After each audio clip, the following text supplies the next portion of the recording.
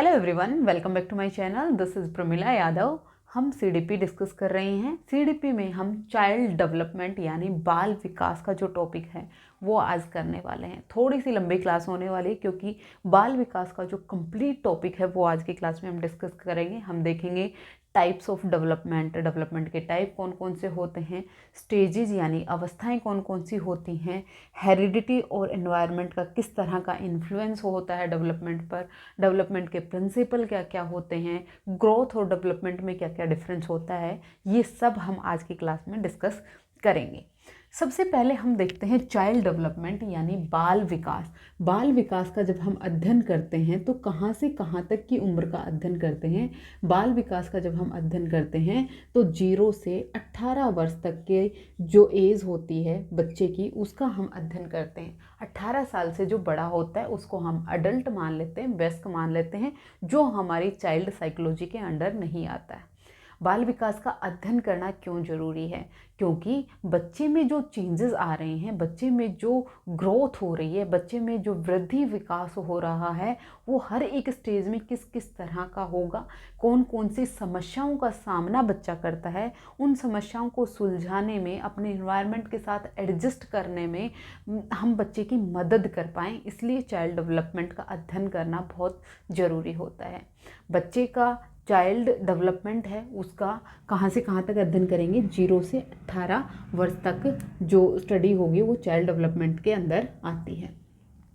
बच्चे का जो डेवलपमेंट है, बच्चे का जो विकास है वो जीवन पर्यंत तक होता है। यानी बच्चे का जो विकास है वो कहाँ से कहाँ तक होगा, वोम्ब टू टॉम्ब होगा। गर्भ से लेकर कब्र तक बच्चे का डेवलपमेंट होता रहता है। गर्भ से लेकर कब्र तक बच्चे में विकास होता रहता है।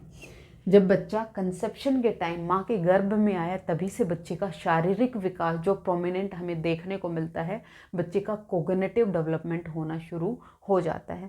जब भी हम डेवलपमेंट की बात करते हैं, विकास की बात करते हैं, तो सिर्फ और सिर्फ फिजिकल एस्पेक्ट नहीं होता, शारीरिक एस्पेक्ट नहीं होता, उसके अलावा मोरल भी होता है, सोशल भी होता है, इमोशनल भी होता है, कोग्निटिव भी होता है।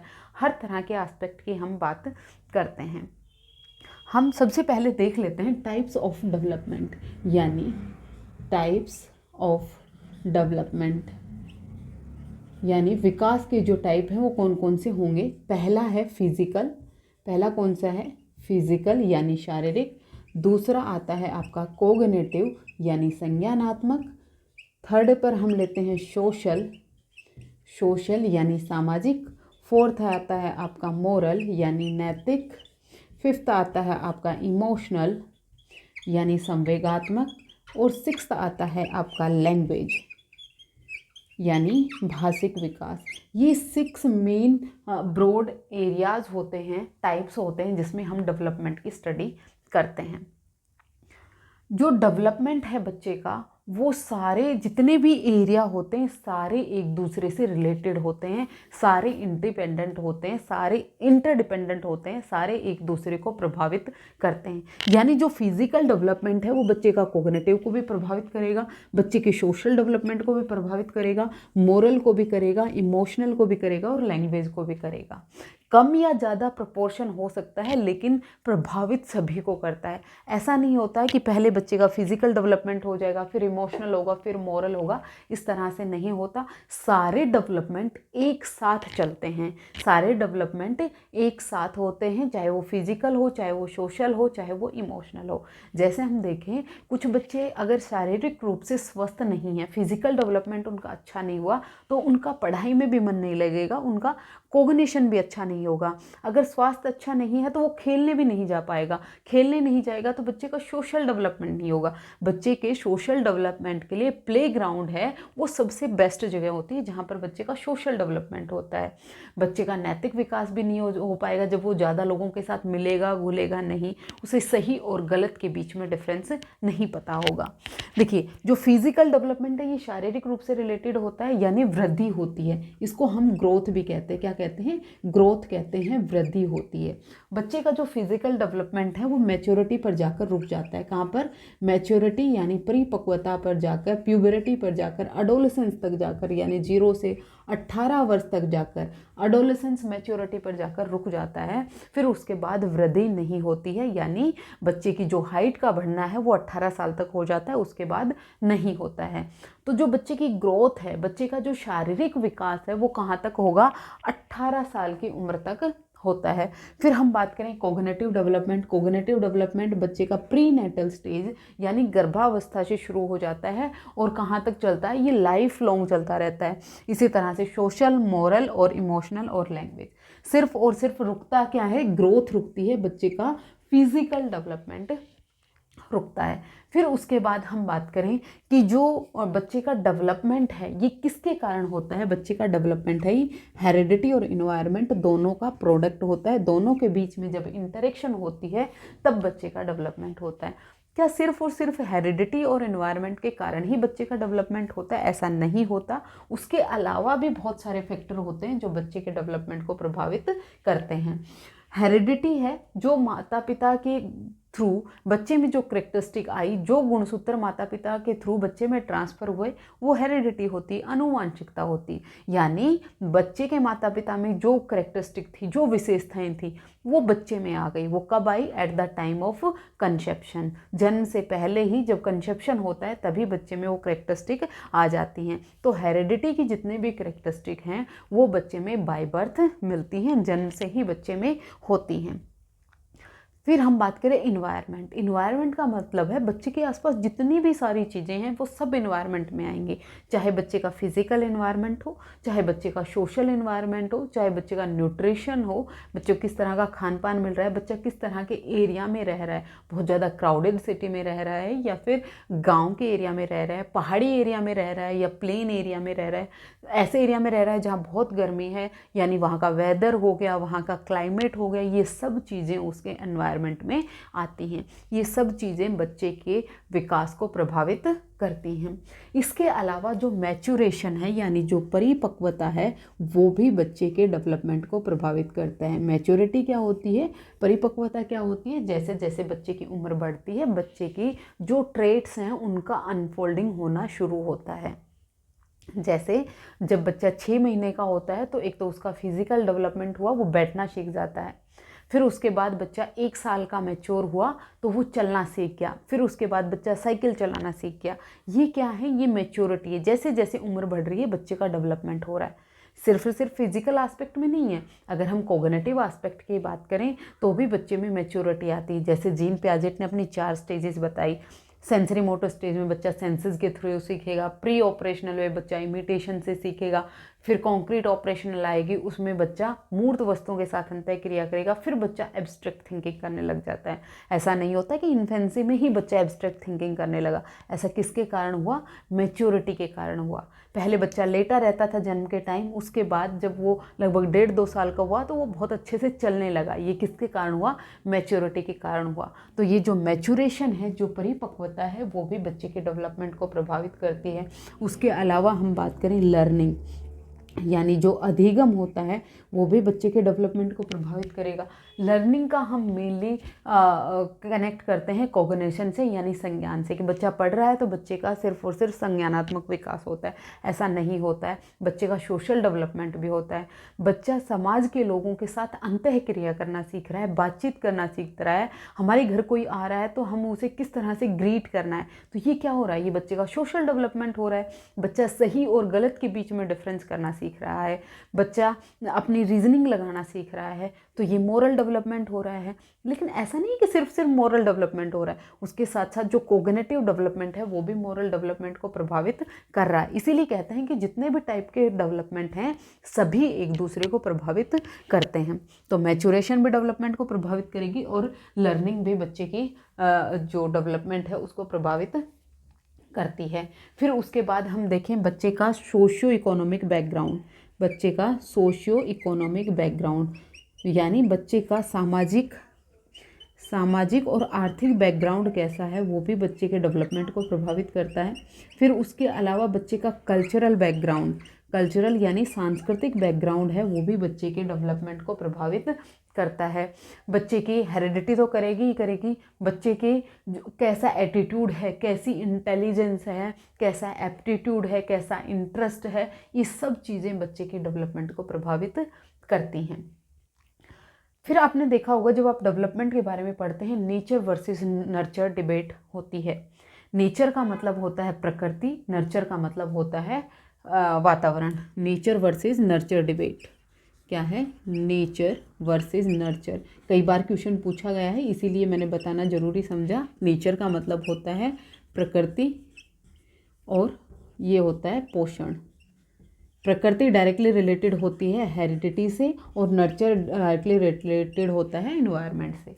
कुछ साइकोलॉजिस्ट मानते हैं कि बच्चे का जो डेवलपमेंट होता है वो हेरिडिटी के कारण होता है, कुछ मानते हैं इन्वायरमेंट के कारण होता है। इन ग्रुप्स के बीच में आपस में डिबेट चलती रहती है, लेकिन कंक्लूजन पर जब हम पहुँचे तो हमें पता लगा कि जो डेवलपमेंट है वो ना तो सिर्फ और सिर्फ हेरिडिटी के कारण होता है, ना तो सिर्फ और सिर्फ इन्वायरमेंट के कारण होता है। दोनों के बीच में जब इंटरेक्शन होती है तो बच्चे का डेवलपमेंट होता है। नेचर वर्सेस नर्चर डिबेट आपको याद रखनी है, क्वेश्चन पूछा गया है आपके एग्जाम में। उसके अलावा हम बात करें प्रिंसिपल ऑफ डेवलपमेंट की, यानी डेवलपमेंट की कौन कौन से प्रिंसिपल हैं, कौन कौन से सिद्धांत हैं। जो डेवलपमेंट है इसकी डायरेक्शन के बारे में पहले हम बात कर लेते हैं। Direction of development, direction of development यानी डेवलपमेंट की दिशा। डेवलपमेंट कौन सी दिशा, कौन से डेवलपमेंट की हम बात कर रहे हैं? फिजिकल डेवलपमेंट की हम बात कर रहे हैं। तो मेनली दो तरह की डायरेक्शन होती हैं। पहली होती है हेड टू टो, मतलब ऐसी सीक्वेंस नहीं है कि आपको इसी में याद रखना है, हेड टू टो, और दूसरा होता है centre to periphery. Centre to periphery, head to toe का मतलब सिर से पैर की तरफ बच्चे का डेवलपमेंट होगा, और सेंटर से पेरीफेरी का मतलब क्या हुआ? अंदर से बाहर की तरफ बच्चे का डेवलपमेंट होगा। ये डायरेक्शन से बहुत बार क्वेश्चन पूछा जाता है, रिपीट होता है, बार बार आपको याद रखना है। जो बच्चे का फिजिकल डेवलपमेंट होता है इसकी दो डायरेक्शन होती हैं। कौन कौन सी? हेड टू टो यानी सिर से पैर की तरफ, जिसको हम कहेंगे स्फेलोकोडल। क्या कहेंगे? स्फेलोकोडल। और दूसरा होता है सेंटर टू पेरीफेरी, जिसको हम कहते हैं प्रोक्सिमो डिस्टल। हेड टू टो का मतलब क्या होता है? स्फेलो का मतलब होता है हेड और कोडल का मतलब होता है टो। स्फेलोकोडल, इसको क्या कहेंगे? स्फेलोकोडल, स्फेलोकोडल। और इसको कहेंगे प्रोक्सिमोडिस्टल, प्रोक्सिमोडिस्टल। इसमें स्फेलो का मतलब हो गया सिर यानी हेड, और कोडल का मतलब होगा टो। इसी तरह से प्रोक्सिमो का मतलब हो गया सेंटर और डिस्टल का मतलब हो गया पेरीफेरी। जब बच्चे का डेवलपमेंट होता है, जब इन्फेंसी में बच्चा होता है, पहले उसका सिर का डेवलपमेंट होगा, फिर उसकी आर्म्स का डेवलपमेंट होगा, उसकी बैकबोन का डेवलपमेंट होगा, और फिर उसके पैरों का डेवलपमेंट होता है। ये हेड टू टो होता है। जब हमने देखा बच्चा पहले बैठना सीखता है, फिर बच्चा खड़ा होना सीखेगा, फिर बच्चा चलना सीखेगा। बैठेगा किसकी सपोर्ट से? बैकबोन की सपोर्ट से। फिर बैठने के बाद बच्चा चलना शुरू होता है, यानी बैकबोन के बाद में बच्चे का पैर का डेवलपमेंट होता है। सबसे पहले बच्चा अपने सिर को बैलेंस करना सीखता है। जब बच्चा जन्म लेता है उसकी गर्दन बैलेंस में नहीं होती, लेकिन धीरे धीरे उसकी मांसपेशियों का डेवलपमेंट होगा, हेड को कंट्रोल करना सीखेगा, फिर वो अपनी आर्म्स को, अपनी बैकबोन को, अपनी पीठ को कंट्रोल करना सीखेगा, बैठना सीखेगा, फिर वो चलना सीखेगा। इसी तरह से सेंटर से पेरीफेरी की तरफ होगा। जब बच्चा कोई भी ऑब्जेक्ट उठाता है, पहले वो अपने पूरे हाथ से उठाता है, फिर उसके बाद उसके फिंगर्स का डेवलपमेंट होगा, यानी पहले बच्चे के पूरे आर्म का डेवलपमेंट हुआ, फिर उसके फिंगर का डेवलपमेंट हुआ। याद रखनी है आपको दोनों डायरेक्शन कौन कौन सी? स्फेलोकोडल और प्रोक्सिमो डिस्टल। फिजिकल डेवलपमेंट की जब हम बात करते हैं तो फिजिकल डेवलपमेंट में दो तरह के डेवलपमेंट होते हैं। कौन कौन से?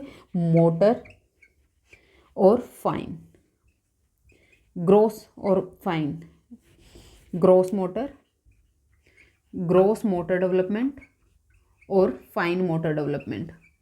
ग्रोस मोटर डेवलपमेंट का मतलब क्या हुआ? लार्जर मसल्स का डेवलपमेंट होना। लार्जर मसल जैसे आपके हाथ की मसल होगी, पैर की मसल होगी। पहले बच्चा चलना सीखता है, अपने हाथ को कंट्रोल करना सीखता है, फिर उसके बाद बच्चे में फाइन मोटर का डेवलपमेंट होता है, यानी जो छोटी मांसपेशियां हैं उनका डेवलपमेंट होगा। जो ग्रोस मोटर है उसमें चलना आएगा, दौड़ना आएगा, वॉकिंग हो गया, रनिंग हो गया, स्विमिंग हो गया, साइकिलिंग हो गया, जहाँ पर आपकी लार्जर मसल्स का यूज होता है। पहले बच्चे में लार्जर मसल्स का डेवलपमेंट होता है, फिर बच्चे में फाइन मोटर स्किल्स का डेवलपमेंट होता है, जहाँ पर आपकी स्मॉलर मसल्स का यूज होता है। जैसे राइटिंग के लिए फिंगर्स का यूज हुआ, पेंटिंग हुआ, नीटिंग हुआ, ड्राइंग हुआ, मेकअप हुआ, स्पून को कंट्रोल करना हुआ, ये सब चीज़ें किस में आएंगी? फाइन मोटर डेवलपमेंट में आएंगी। यहाँ से एग्जाम्पल के साथ में पूछा जाता है आपसे, ग्रोस मोटर में कौन आएगा और फाइन मोटर में कौन आएगा। आपको याद रखना है, ग्रोस मोटर में जहाँ पर आपकी लार्जर मसल्स का इस्तेमाल हो रहा है, और फाइन मोटर जहाँ पर आपकी स्मॉलर मसल्स का इस्तेमाल हो रहा है। तो यहाँ पर पहले बच्चे में सिंपल डेवलपमेंट हुआ, फिर उसके बाद बच्चे में कॉम्प्लेक्स डेवलपमेंट हुआ। तो बच्चे का जो डेवलपमेंट है वो कैसे होगा? सिंपल टू कॉम्प्लेक्स होता है। कैसे होगा? सिंपल से कॉम्प्लेक्स की तरफ होगा, साधारण से जटिल की तरफ होगा, आसान से जटिल की तरफ होगा। उसके बाद हम बात करें जनरल टू स्पेसिफिक होता है। कैसे होता है? जनरल टू स्पेसिफिक, यानी जनरल यानी साधारण, साधारण से विशिष्ट की तरफ हुआ। यहाँ पर पहले बच्चे की पूरे हाथ का डेवलपमेंट हुआ, ये क्या है? साधारण है। फिर उसके बाद विशिष्ट पर गया, फिर उसके बाद फिंगर्स पर गया। तो बच्चे का डेवलपमेंट कैसे होगा? जनरल टू स्पेसिफिक पूछा जाता है, याद रखना। आपको सिर्फ यहीं पर घुमा देगा, आपको कहेगा development proceed from complex to simple और स्पेसिफिक टू जनरल। आप यहीं पर कंफ्यूज हो जाते हैं। आपको चीज़ें रटनी नहीं है, ध्यान से समझना है कि बच्चे में पहले साधारण चीज़ों का डेवलपमेंट होगा, फिर वो स्पेसिफिकेशन पर जाएगा। उसके बाद हम देखें, जो सारे तरह के डेवलपमेंट हैं वो इंटरडिपेंडेंट होते हैं। कैसे होते हैं? इंटरडिपेंडेंट होते हैं, एक दूसरे पर आश्रित होते हैं। जैसे मैंने आपको बताया, फिजिकल है वो सोशल को भी प्रभावित करेगा, मोरल को भी, इमोशनल को भी, सभी प्रकार के डेवलपमेंट को ये प्रभावित करता है। फिर उसके बाद हम देखें, ये मल्टी डायमेंशनल होता है। कैसा होता है? मल्टी डायमेंशनल होता है, बहुआयामी होता है। कैसा होता है? बहुआयामी होता है। ये स्पाइरल डेवलपमेंट होता है। ये एक लीनियर डायरेक्शन में नहीं होता है कि सिर्फ और सिर्फ फॉरवर्ड डायरेक्शन में होता जा रहा है, ऐसा नहीं होता है। स्पाइरल होता है, कभी घटता है, कभी बढ़ता है, कभी घटता है, कभी बढ़ता है। जैसे हम देखते हैं, जो अर्ली चाइल्डहुड होता है, यहाँ पर बच्चे का फिजिकल डेवलपमेंट रैपिड होता है, लेटर चाइल्डहुड में कम हो जाता है, एडोलेसेंस में फिर बढ़ जाता है। तो ये बैक फोर्थ चलता रहता है। जो डेवलपमेंट है ये पॉजिटिव भी होता है और नेगेटिव भी होता है। सिर्फ और सिर्फ पॉजिटिव ही चेंज नहीं आते हैं डेवलपमेंट में, पॉजिटिव और नेगेटिव दोनों तरह के चेंज आते हैं। तो जो डेवलपमेंट है ये कैसा होगा? पॉजिटिव, यानी धनात्मक भी होगा और ऋणात्मक भी होगा। पॉजिटिव और नेगेटिव दोनों तरीके का होता है। डेवलपमेंट है ये अनुमान लगा सकते हैं, ये प्रेडिक्टेबल होता है। कैसा होता है? प्रेडिक्टेबल होता है। हम बच्चे में आने वाले चेंजेस को देखकर हम ये बता सकते हैं कि बच्चे का डेवलपमेंट है वो किस दिशा में जा रहा है, कहाँ तक बच्चे का डेवलपमेंट होगा। उसके बाद डेवलपमेंट है वो एक कॉन्टिन्यूस चलने वाली प्रक्रिया है, वो एक निरंतर चलने वाली प्रक्रिया। डेवलपमेंट कभी भी रुकता नहीं है, जन्म के पूर्व गर्भावस्था से शुरू होकर मृत्यु पर्यंत तक चलता रहता है। लेकिन इसकी रेट में डिफरेंस हो सकता है, डिफरेंट इन रेट। बच्चे के डेवलपमेंट की रेट में डिफरेंट होने का मतलब क्या है? कुछ बच्चे ऐसे होते हैं जो 9 महीने में चलना सीख जाते हैं, कुछ 12 महीने में, कुछ 15 महीने में, कुछ 18 महीने में। तो ये रेट है, उसमें डिफरेंस हो सकता है, लेकिन ये एक ऑर्डर में होता है, ये एक क्रम में होता है, एक सीक्वेंस में होता है। ये एक ऑर्डरली सिक्वेंशियल प्रोसेस होता है। पहले बच्चा बैठना सीखेगा, फिर चलना सीखेगा, फिर दौड़ना सीखेगा, फिर साइकिलिंग सीखेगा। पहले बच्चा कै ख ग सीखेगा, फिर उसके बाद वर्ड बनाना सीखेगा, फिर सेंटेंस बनाना सीखेगा।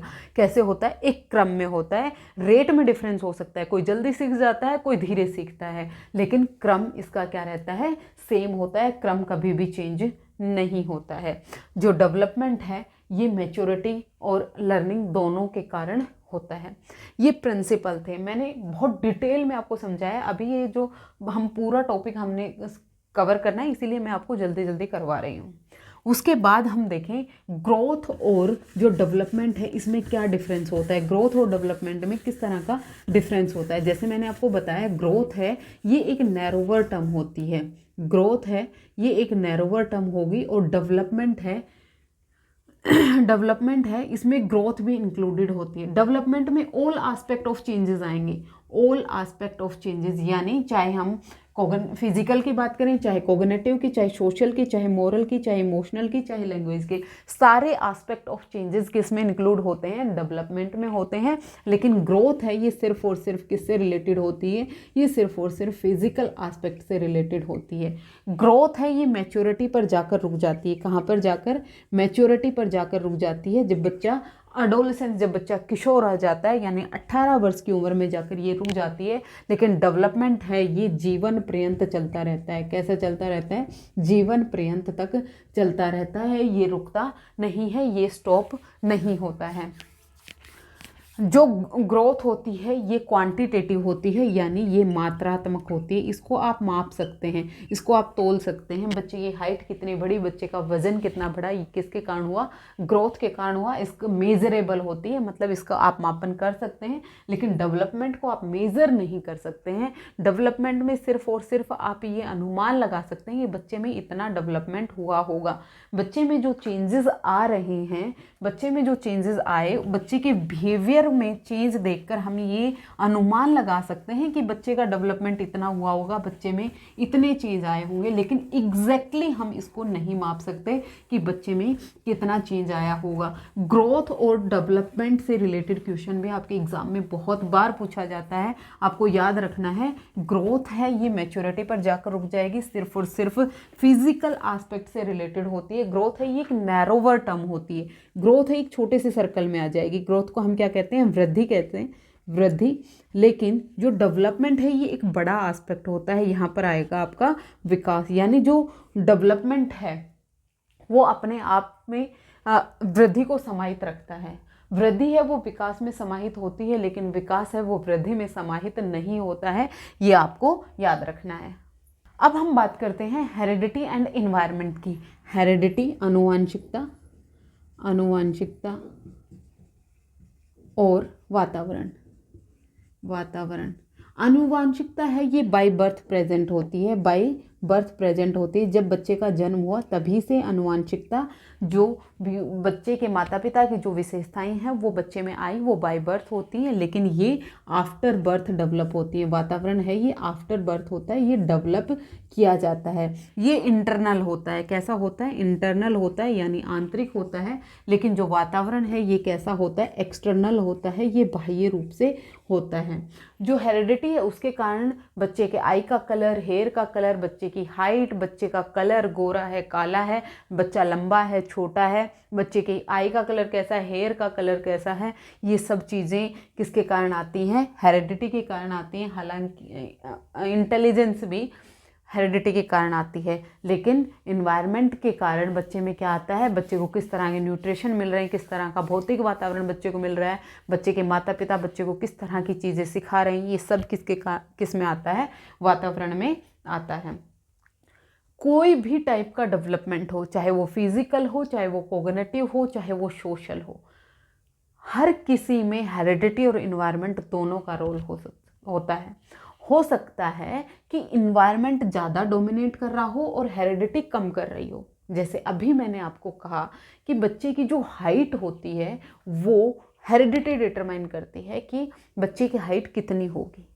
लेकिन अगर बच्चे को आप प्रॉपर न्यूट्रिशन नहीं देंगे तो बच्चा अपनी एक्सट्रीम उस लेवल तक पहुंच ही नहीं पाएगा।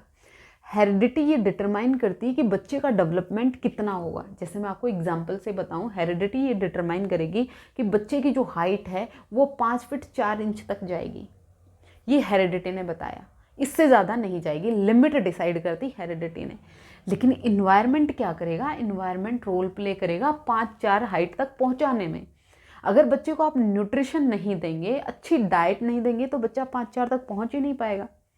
तो हेरिडिटी और इन्वायरमेंट है, ये दोनों ही एक साथ मिलकर बच्चे की जो ग्रोथ है, जो डेवलपमेंट है, उसको प्रभावित करते हैं। याद रखना है, अपर लिमिट है वो हेरिडिटी सेट करती है, लेकिन एनवायरनमेंट है वो वहाँ तक पहुँचने में उसकी मदद करता है। तो हेरिडिटी और एनवायरनमेंट दोनों का प्रोडक्ट होता है आपका डेवलपमेंट। ना तो सिर्फ और सिर्फ हेरिडिटी और ना तो सिर्फ और सिर्फ वातावरण के कारण बच्चे का डेवलपमेंट होता है।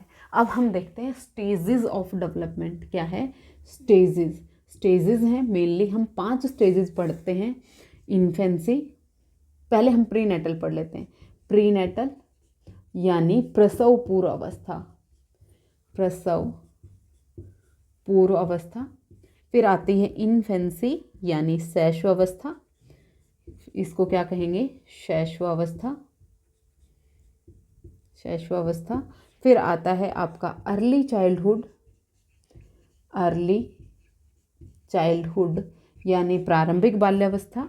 फिर आता है आपका लेटर चाइल्डहुड यानी बाद की बाल्यावस्था।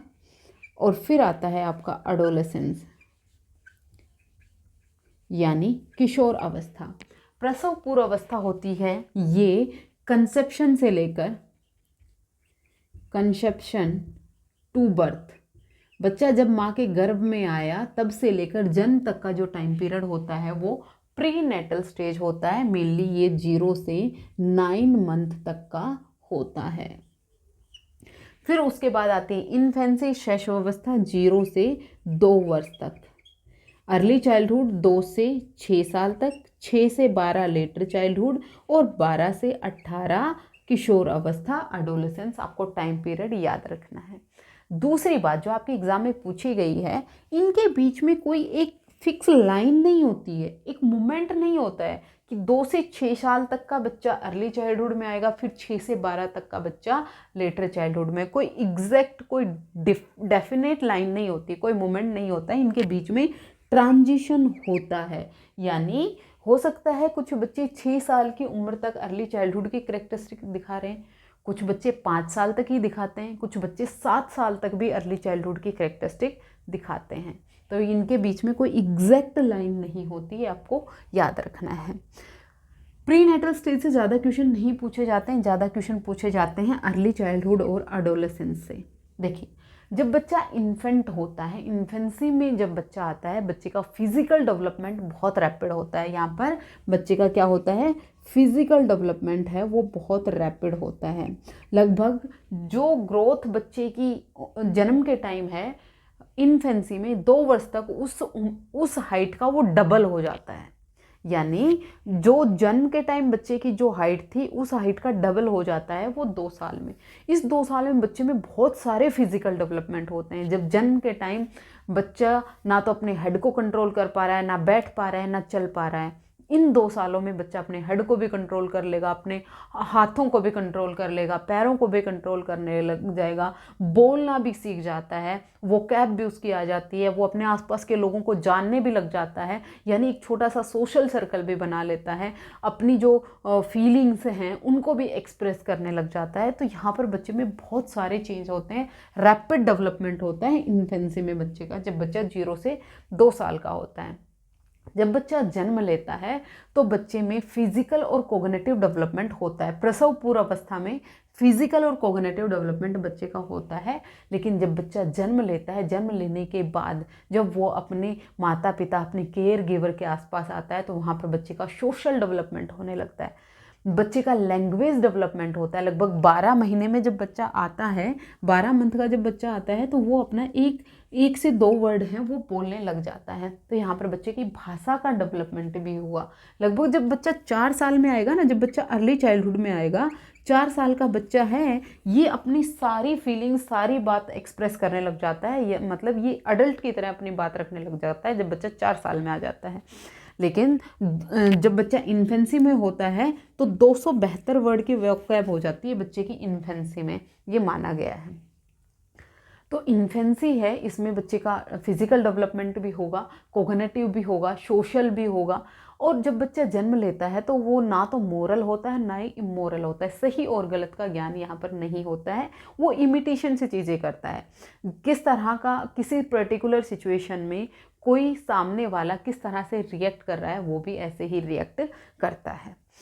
सबसे ज़्यादा क्वेश्चन अर्ली चाइल्डहुड में बच्चे में ड्रास्टिक चेंज आते हैं। ये क्रूशियल टाइम पीरियड होता है भाषा के डेवलपमेंट के लिए और सामाजिक डेवलपमेंट के लिए। तो आपसे कोई पूछ ले बच्चे का सामाजिक डेवलपमेंट और लैंग्वेज डेवलपमेंट के लिए सबसे ज़्यादा सेंसिटिव टाइम पीरियड कौन सा होता है, तो वो अर्ली चाइल्डहुड होता है, जब बच्चा 2 से 6 वर्ष में होता है। 2 से 6 वर्ष की एज को टॉय एज भी कहा गया है या फिर प्ले एज भी कहा गया है। प्ले एज कहा गया है, प्री स्कूल एज कहा गया है, यानी यहाँ पर बच्चा बाल वाटिका में, प्री स्कूल में या फिर आंगनबाड़ी में जाना शुरू कर देता है। यहाँ पर बच्चे का प्राइमरी सोशलाइजेशन होना शुरू हो जाता है, प्राथमिक सामाजिकरण भी यहाँ पर बच्चे का होना शुरू हो जाता है। तो यहाँ पर बच्चा अपने परिवार से निकलता है, बाहर जाएगा, फ्रेंड बनाएगा, स्कूल में टीचर होंगे, स्टाफ होगा, सबके साथ इंटरेक्शन करेगा, दोस्ती करेगा, तो यहाँ पर बच्चे में डेवलपमेंट होगा। फिर उसके बाद इस स्टेज में बच्चा बहुत ज़्यादा जिज्ञासु होता है, बहुत ज़्यादा सवाल करता है, इसीलिए बच्चे को छोटा साइंटिस्ट भी कहा गया है, लिटिल साइंटिस्ट भी कहा गया है, कि बच्चे में क्यूरियोसिटी बहुत ज़्यादा होती है, बहुत ज़्यादा क्यूरियस होता है कि वो चीज़ें जानना चाहता है कि ये चीज़ हुई तो ये क्यों हुई, ये नहीं हुई तो ये किसके कारण नहीं हुई। बहुत ज़्यादा क्वेश्चन यहाँ पर बच्चा करता है। इस उम्र में बच्चे में भूत के डर भी पाया जाता है। आप अंधेरे कमरे में बच्चे को भेजोगे, बच्चा नहीं जाएगा, क्योंकि उसे लगता है वहाँ पर कोई भूत प्रेत बैठा है जो उसे खा जाएगा। तो यहाँ पर बच्चे में एनिमिज्म भी पाया जाता है। यहाँ पर बच्चे में क्या पाया जाता है? एनिमिज्म पाया जाता है। बच्चे में जीववाद पाया जाता है। बच्चे को लगता है कि जो उसकी टेडी है, जो उसकी डॉल है, उसको भी भूख लगती है, उसको भी प्यास लगती है। आपने देखा होगा इस उम्र के बच्चे हैं वो अपनी टेडी डॉल को भी खाना खिला रहे होते हैं, पानी पिला रहे होते हैं। ये किसके कारण होता है? जीववाद के कारण होता है। ये बच्चा कैसे सीखेगा? अनुकरण से सीखेगा। बच्चा इमिटेशन से सीखता है। यहाँ पर बच्चे में सिंबॉलिक थॉट भी आ जाते हैं। फिर उसके बाद हम लेटर चाइल्डहुड की बात करें। लेटर चाइल्डहुड में जो फिजिकल डेवलपमेंट है वो रुका हुआ सा लगता है। यहाँ पर बच्चा अपनी एक गैंग बनाता है, इसीलिए लेटर चाइल्डहुड को गैंग एज भी कहा गया है। क्या कहा गया है? गैंग एज कहा गया है। तो अर्ली चाइल्डहुड क्या होगा? प्री गैंग एज भी कहेंगे इसको। यहाँ पर बच्चा अपना एक ग्रुप बनाता है, वो उसी ग्रुप में रहता है। यहाँ पर वो सोशल कंफर्ट भी शो करता है। यहाँ पर बच्चा किसी भी एक पर्टिकुलर ग्रुप में रहने लग गया तो वो वहीं पर ही रहेगा, उन्हीं के साथ उठेगा बैठेगा, दूसरे ग्रुप में वो वहाँ पर नहीं जाता। यहाँ पर सेम सेक्स के बच्चों में फ्रेंडशिप होती है। गर्ल्स हैं वो गर्ल्स के साथ फ्रेंडशिप करते हैं, बॉयज़ हैं वो बॉयज़ के साथ फ्रेंडशिप करते हैं। इस स्टेज को स्मार्ट एज भी कहा गया है। क्या कहा गया है? स्मार्ट एज कहा गया है। इस एज को डेलिक्वेंसी की स्टेज भी कहा गया है। यहाँ पर बच्चा झूठ बोलना, यहाँ पर बच्चा चोरी करना, गलत आदतें भी सीखता है, क्योंकि वो एक पर्टिकुलर ग्रुप का हिस्सा हो रहा है। वो ग्रुप जिस तरह के काम करेगा वहीं पर ही बच्चा वैसा ही काम करेगा। यहाँ पर बच्चे में मूर्त थिंकिंग आ जाती है। कॉन्क्रीट ऑब्जेक्ट्स को लेकर यहाँ पर बच्चा अपनी थिंकिंग करने लगता है। फिर हम बात करें किशोर अवस्था की। सबसे इम्पोर्टेंट जो अवस्था है किशोर अवस्था होती है स्ट्रेस एंड स्ट्रॉम की। स्ट्रेस एंड स्ट्रॉम की स्टेज होती है, तनाव और तूफान की स्टेज होते हैं। यहाँ पर बच्चे में बहुत ज़्यादा कॉन्फ्लिक्ट होते हैं, पेरेंटल कॉन्फ्लिक्ट होते हैं, पेरेंट्स के साथ खूब लड़ाई झगड़े होते हैं, क्योंकि पेरेंट्स को लगता है कि बच्चा अभी छोटा है, बच्चे को लगता है अभी वो बड़ा हो गया है। तो यहाँ पर बच्चे में बहुत सारे पेरेंट के साथ कॉन्फ्लिक्ट लगते हैं। यहाँ पर जो सबसे अच्छा दोस्त होता है वो उसका कौन होता है? पीयर होता है, यानी उसकी ही उम्र के उसके दोस्त होते हैं, क्योंकि उन्हें लगता है कि उनके जो दोस्त हैं वही उनको समझ रहे हैं, वही उसकी फीलिंग्स को समझते हैं। इसीलिए सबसे ज़्यादा जो अच्छे लगते हैं, जिनकी बात मानता है, वो कौन होते हैं? पेयर होते हैं, पेरेंट्स नहीं होते हैं। किशोर अवस्था में बच्चे में बहुत सारे ड्रास्टिक चेंज आते हैं, चाहे वो फिज़िकल हो, बच्चे में फिज़िकल जो उसकी बॉडी है उसमें भी बहुत सारे चेंज आते हैं। उसके अलावा बच्चे में हार्मोनल चेंज हो रहे होते हैं, बच्चे की जो फिज़िकल स्ट्रक्चर है उसमें चेंज आते हैं। यहाँ पर बच्चे में ड्रास्टिक चेंज आते हैं। इसी स्टेज को आइडेंटिटी की स्टेज कहा गया है। इसी स्टेज को ट्रांजिशन टाइम पीरियड कहा गया है, चाइल्डहुड और अडल्टहुड के बीच का। ये क्वेश्चन पूछा भी गया है कि चाइल्डहुड और अडल्टहुड के बीच में ट्रांजिशन का जो टाइम पीरियड होता है वो कौन सा होता है? एडोलेसेंस होता है, किशोर अवस्था होती है। लेवल 1 में किशोर अवस्था से क्वेश्चन कम पूछे जाते हैं, लेकिन लेवल 2 में किशोर अवस्था से खूब भर भर के क्वेश्चन पूछे जाते हैं, क्योंकि इस स्टेज में बच्चा अपनी आइडेंटिटी ढूंढ रहा होता है। यहाँ पर बच्चा वोकेशनल ट्रेनिंग भी, अपने वोकेशन भी यहाँ पर वो डिसाइड कर लेता है। यहाँ पर बच्चा अपोजिट सेक्स की तरफ अट्रैक्ट होता है, क्योंकि उसमें हार्मोनल चेंजेस हो रहे होते हैं। गर्ल्स हैं वो बॉयज़ की तरफ अट्रैक्ट होते हैं, बॉयज़ हैं वो गर्ल्स की तरफ अट्रैक्ट होते हैं। यहाँ पर बच्चा एब्स्ट्रैक्ट थिंकिंग करने लगता है। यहाँ पर बच्चा एब्स्ट्रैक्ट थिंकिंग करने लगता है, यानी अमूर्त चिंतन यहाँ पर बच्चा करने लगता है। यहाँ पर बच्चा हाइपोथेसिस बनाना सीख जाता है, यानी यहाँ पर बच्चा परिकल्पनाएं करना सीख जाता है। जो चीज़ें उसके सामने प्रेजेंट नहीं है उस पर भी वो अपनी थिंकिंग लगाएगा, उसका भी सॉल्यूशन ढूंढेगा। स्टेप बाय स्टेप वो उसका सॉल्यूशन ढूंढने की कोशिश करता है। यहाँ पर बच्चा इंडक्टिव और डिडक्टिव रीजनिंग भी करने लगता है, आउट ऑफ बॉक्स थिंकिंग करने लगता है, क्रिएटिविटी आ जाती है। यहाँ पर बच्चा किसी भी समस्या का समाधान अपनी तरीके से करेगा। यहाँ पर बच्चे में प्रॉब्लम सॉल्विंग स्किल्स हैं वो डेवलप हो जाती हैं, प्रॉब्लम सॉल्विंग स्किल्स हैं वो बच्चे में डेवलप हो जाती हैं। यहाँ पर जो मेटाकोग्निशन है वो डेवलप हो जाता है, यहाँ पर मेटाकोग्निशन डेवलप हो जाता है, मेटाकोग्निशन डेवलप हो जाता है। ये जो करेक्टरिस्टिक हैं ये एडोलेसेंस में आपको बच्चे को देखने को मिलती हैं। जो चाइल्ड डेवलपमेंट वाला टॉपिक है ये मैंने आपको समराइज़ करवा दिया है। अगर आपको डिटेल में पढ़ना है प्लेलिस्ट चेक कर लीजिए, वहाँ पर आपको डिटेल में हर एक टॉपिक है ये मैंने बहुत डिटेल में 5 से 6 वीडियो में करवाया है। होपफुली आपको चाइल्ड डेवलपमेंट क्लियर हुआ होगा। अगर आपको कोई भी डाउट हो आप कमेंट सेक्शन में पूछ सकते हैं। आज के लिए इतना ही, मिलते हैं फिर से। Thank you very much.